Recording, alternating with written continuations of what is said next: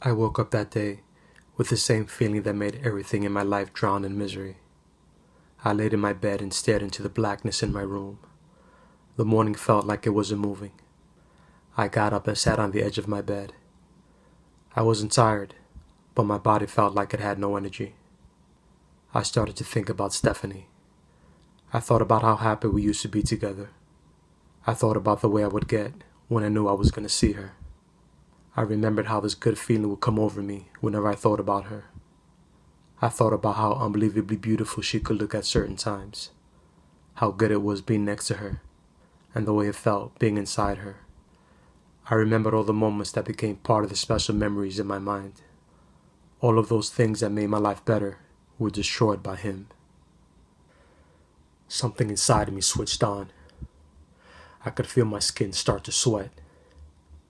My hands burned from how tight I had my fists. My heart was beating like a madman. I felt this rage running through my blood. It was like strips of fire burning in my veins. The anger and the hate I had in me took over my mind. I couldn't take what happened. I wanted revenge. The hardware store had just opened up when I walked inside. I looked around for the owner, but I didn't see him. I waited by the counter for a minute. Then I went to the back. I walked by all the chainsaws, axes, and power drills they had in the aisles. When I got to the back, I found the owner cutting some tiles. "Pardon me," I said. "Yes," the owner said, turning off the machine. "Can somebody help me find these things?" I asked, handing him my list. "Sure, hold on." The owner called over one of his workers who was making a copy of a key. The owner gave him my list and told him to get those things for me. I went outside to make a call. When I went back inside the hardware store, the owner was at the cash register ready to ring up the items. I went down the list to make sure I had everything I wanted. Gloves, razor, sledgehammer, duct tape, 40 feet of rope, 4 12-inch nails, 2 iron bars with pointed ends. I sat in 34th Street Penn Station. A whole bunch of people ran by me in every direction trying to get somewhere. I just sat in my seat and stayed to myself. I had on a black shirt, black pants, black boots, and a book bag. After a while I heard my train on the loudspeaker. I got up and walked towards the train. Everybody else ran by me in a hurry to grab a seat. By the time the train left, it started to get dark.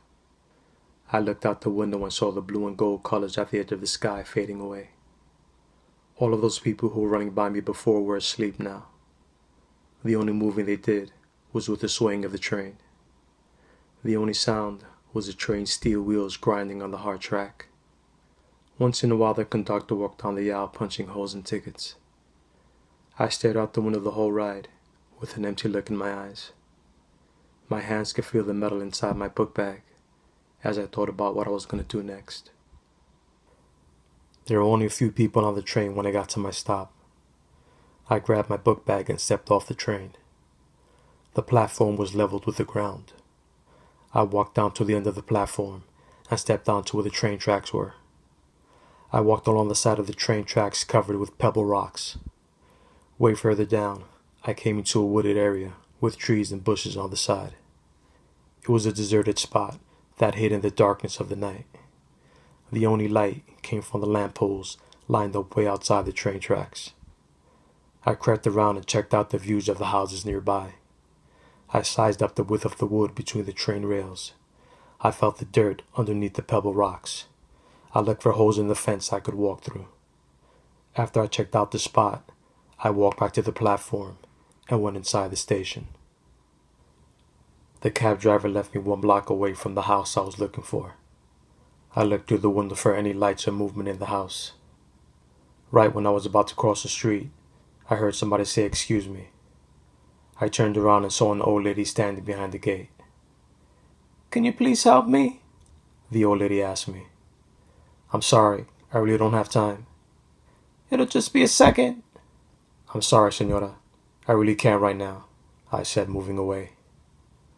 "Please, Chris." When the old lady said my name, I looked straight at her. A cold chill came over my body. I could feel goosebumps all over my skin. The old lady's eyes locked with mine.